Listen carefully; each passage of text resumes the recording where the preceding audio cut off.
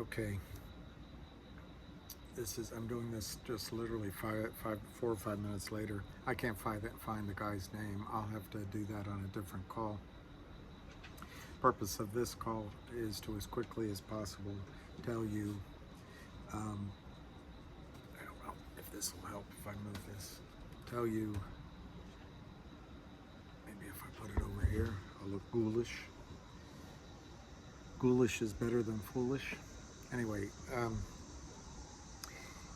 I'm going to give you 10 or 11 reasons why I would buy, if I had the choice, would buy GTII right now, which therefore means I'm going to hold the stock. This is not financial advice, it's educational. Do your own due diligence. But you know, only you live with the consequences of your decision. Okay, number one is Ham himself. There's a lot of back and forth about Ham on the Twitter and other things. I want to tell you, I know Ham personally, and he's a man of integrity. He's smart. He's honest. He's got a quick wit, and he's not always funny, but he's quick. He shares with you every day on his call, which I don't have the phone number in front of me, but it's on Twitter, at 20 of 4. He shares with you information that I would have died to have when I was a stockbroker. I mean a wealth manager. He does this every day on more than just GTII. He shares his insights. He shares what he sees. For those of you who need proof before you act, a lot of what he sees is intuitive. But in the case of GTII, it's like a slow motion execution. I mean, you can see all the players. It's in black and white rather than color TV. All right, number one is the conviction and efforts and ongoing commitment of Ham. Secondly, today, Ham mentioned something on the call that was just fascinating. He spoke to an FBI agent who bought shares. The FBI, according to Ham, bought shares in GTII. But the FBI agent also told Ham that, in fact, the FBI has an open investigation into all people involved in GTII, which includes the Kramers, I assume Charlie Mayo. It might include the market makers, and it includes the hamster himself, which he's not worried about because he's done nothing wrong. They're particularly following the money. That's that old Watergate thing, follow the money. So I think it's huge that there's a confirmed, of course I didn't hear it myself, so it's third-party information from the call today, but I think it's enormous that the FBI has an open investigation into the Kramers. Thirdly, I think sort of all of these tie with each other as usual, but thirdly, I think that coming into the new school year and sort of the new government's fiscal year in October, anyway, vacations are ending. This is the last week of vacation, last week or two of vacation. I think there's some files on people's desks that need to be moved off the desk, and it's possible one of them is the Kramers.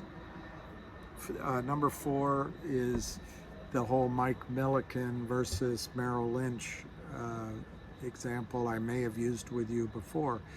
But when I worked at Merrill, we did a lot of, I was young, but I would hear it on the Squawk Box. We did a lot of the exact same things that Mike Millikan did. But they went after him. Why? Because he was, I think he was on the California coast instead of in New York. He was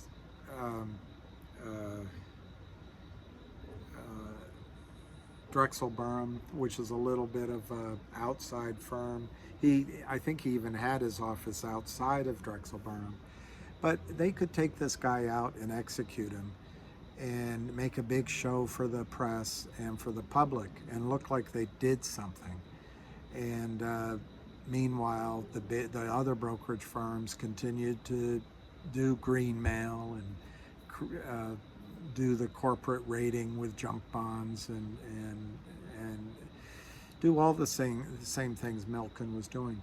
Well, I believe that when the regulatory people get called in to whomever they're following, might be Citadel's running the whole thing, who knows? But when they're called in, they're going to go execute the one that's the easiest to do so. And I don't believe the Kramers have any friends on Wall Street that they don't pay.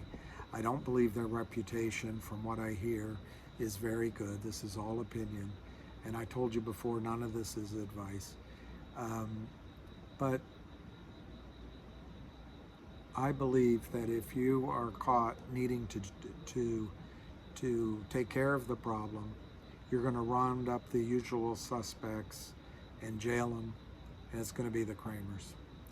Number 5, I believe Gibson Dunn was hired for a reason. I think that reason is to make a global settlement with the SEC, if they can. Now you might ask, well, the Kramers continue to break the law. How can Gibson Dunn condone it? Well, number one, the Kramers could be lying to Gibson Dunn. Number 2, the Kramers might be so full of hubris they think they can get away with running a parallel operation without telling Gibson Dunn, or Gibson Dunn knows about it. It's their only source of income, and of course Gibson Dunn wants to get paid. Gibson Dunn may think they can get a settlement that says they agree to disgorge some profits, but they don't admit to anything. So no harm, no foul. By the way, that's a point I should have made on the last call. From the standpoint of the Kramers and other people that do this same business, the odds are they don't pay taxes because there's no closing transaction. There's no 1099. They take the money out. So when a company like Gibson Dunn gets a settlement, in a way, the Kramers are just swapping the taxes they would have paid to make the settlement with the small relative settlement with the SEC. It's just a cost of doing business, and to the extent, out of 100 names, they get caught in 5 of them. The rest of them, they're walking away with their money. Fundamental news, number 6. I think 1-800-Lawyers is still alive. I think the Trento mines might surprise and come back to life. I've never heard that it was actually killed. I do know they had to make a filing with the SEC because time ran out, but I never heard that it was over with. And why would it be? It's a lithium, the hottest thing since Greta, what's her last name? Anyway, lithium is the answer to the Earth's problems, even though it's mined using oil, and all those big tractors burn diesel and the big wheels are oil. Anyway, and then there's other fundamental things like the art piece is still out there, the count is still hanging in the balance, and apparently FINRA is looking into it. They're still working on a digital dividend. So number 6, there's fundamental things which again could align with everybody coming back from vacation.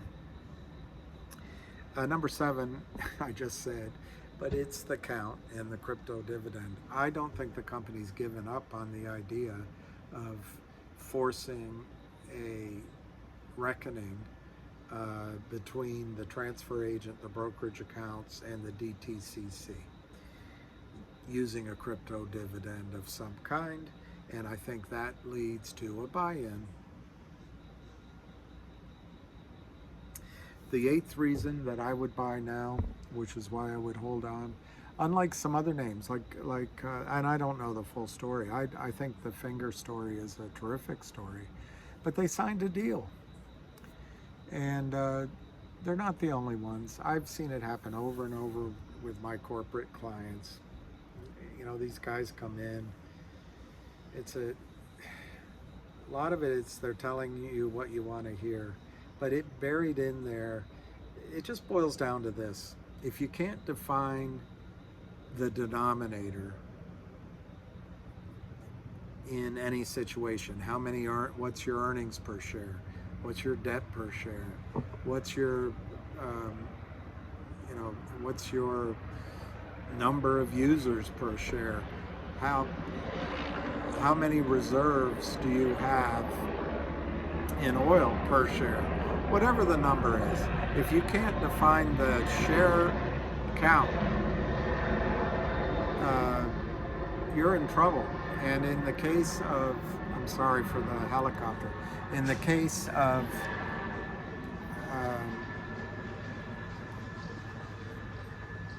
the Kramers and others like this, it's also a license to short the stock and make profits on the way down. And the company is not going to be able to raise new money at a better price. And even if they have good ideas, good employees, and their revenues are growing, the declining stock price destroys the per share value of all of that. And then when they raise money, it's at a dilutive level. Also, if they want to make acquisitions, they cannot use their stock as currency. Any transaction that has warrants involved or a conversion formula is just a disaster and should not be signed. And unfortunately, salesmen are good at what they do. So in the case of GTI, for my eighth reason why I would buy it, the company's not going to sign an idiot deal. My ninth reason should be my last reason, but I'll say it anyway because I wrote it down, is I think the timing is right. The charts look like the timing is right. I think the Kramers have run out of firepower, believe it or not. I think there's a change in consciousness at least in our group, but it's across the internet. I said on one of my posts that the fax machine brought down the Soviet Union. Well, that was a theory back then, but the Iron Curtain, the Soviets could limit information. They had the Pravda and Izvestia and very limited information from the West. But with Poland and other things, the new Pope, of course the Pope prayed to the Virgin Mary, and he believes that's what saved Poland, and that's what brought down the Soviet Union, was the Virgin Mary. But on a corporate level, on a real world level, the fax machine might have been the reason, because faxes, you have an illicit fax machine in Moscow, everybody could get the information from the West. Well, that's what the internet is doing to this schemer that the shorts have. Everybody knows about the game, and we as collectively may know more than Maxine Waters knows, even though she runs the supervisory oversight committee. So I think in terms of timing, awareness is changing. People are coming back from vacation. The Kramers have been under investigation for a long, long time. Why? Because we've called in FINRA. The company has notified FINRA. So these things, I think, will be coming to fruition. Also, fundamentally, as I've already mentioned, 1-800-Lawyers is a bunch of lawyers. It takes forever. But at some point, they're going to say, hey, we're finished looking at the document, and they'll be done. So I think a lot of things are coalescing that the timing of this is going to be as people come back from vacation, they're going to get it off their desk. So I'm going to make a prediction, September 15th. I'm just going to say September 15th. My last reason is that in the markets right now, the bull market is a friend of short sellers. That sounds counterintuitive because they're shorting stock. But remember, these are piece of shit shares that nobody in the institutional markets are buying anyway. And that's across the over-the-counter market. It's not just GTII. But they're able to do it because they can borrow money inexpensively. They can go on margin inexpensively. Their prime broker extends them credit, and the prime broker loves the money that's coming in. Well, all over Wall Street now, liquidity is drying up. There's trouble everywhere. Citadel just borrowed $650,000. Do you think he did that because things are going well? It's not a sign of strength. So liquidity is drying up. So I think that means that, I don't know this, but any stocks that are on margin, for example, the real short seller, I don't know the number, it's getting more and more expensive to hold those shares, much more expensive. But the Kramers, it's getting expensive to hold their positions, whether they're just long marked wrong or real shorts, it's getting expensive. The 11th reason I said in the last call is you have an opportunity on a risk-reward basis to change your life. And it's really like buying an option at 70 cents or $1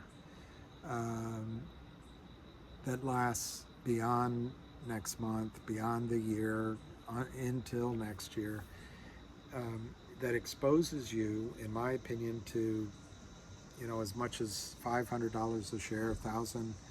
You know, I could argue it could go like HKD did and go into $2,000 or $3,000 a share in buying by brokerage firms who do not care what price they pay when they're covering an error. So in return for that, you're taking a known risk to the downside. Worst case, it goes to zero. But I think the fundamentals are in the company already. There are some fundamentals to say that stock isn't going to go to zero. But even more importantly, there's other fundamentals that may come in. So I don't know what to tell you the downside risk is, but if we get a couple of fundamental additions to earnings and assets, maybe your downside risk is to 50 cents from 76 cents. Maybe your downside risk is $2 a share and you're under it right now. But the point is, this is a very favorable place to get in when nobody wants it, when enthusiasm is low, when there's pain in your gut. That's the time to buy it. When it starts to run, it'll be $2 or $3 before you know it. And let's say you have $3,000 to invest. Instead of buying 3,000 shares here, you buy 1,000 at 3. Anyway, so that's my, what was that, my 11th reason? I have one more, my 12th reason. Yeah, 11th reason is risk reward. It's too late to sell, in my opinion, in my judgment. So the final reason I'll give you, and then I'll sign off, I'll be less than 20 minutes, is the real short. I've mentioned him before. It's the Kramers. It might be a friend they know, but whether it's a friend or it's actually their account, they're paying for that account. And as the stock goes up, they could have a margin call at any time. Did I say the warrant? Because if I didn't, I should emphasize again that once we get the real short has a buy-in, or the price goes through the warrant, both cases cause brokerage firms to start buying in the error account. And when they buy, they don't care what price they pay. And then there's a follow-on effect as the stock keeps going higher. Other brokerage firms come in to close out. People say, hey, where's my shares? We got to close that failure to deliver, it just accelerates on itself. That's why I think it could be $500 in a nanosecond. So there you go, 20 minutes. So again, tonight, with my best shirt on, I wish you the best. Happy investing, and please don't get shaken out if you've studied it and you like the story. I'm not telling you not to sell. If you want to sell, sell, but don't get shaken out just for 50 cents. You've been in it for so long. Once it starts to go, you're going to be shocked at how high it can go. I'm not promising, but you can be rewarded for all this pain you've had. So there it is. I wish you a good night, and cheers.